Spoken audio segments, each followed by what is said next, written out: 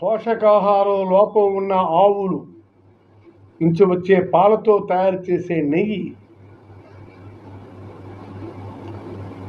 అంటే గ్రామాల్లో మన అనేక పశువులను మనం చూస్తాం, అవి చాలా తింటాయి, తినొచ్చి పాలిస్తాయి. ఆ విధంగా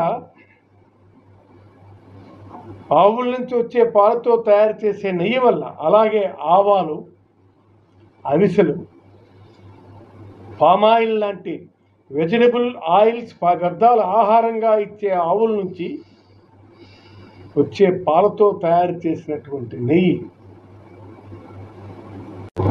అంటే బ్రహ్మ విష్ణువులతో సమానంగా జన్మించిందండి గోమాత. మనం గౌరవించాలి. గోమాత బ్రహ్మతో సమానం, విష్ణువుతో సమానం, శివుడితో సమానం. అప్పటి నుంచి ఉంది.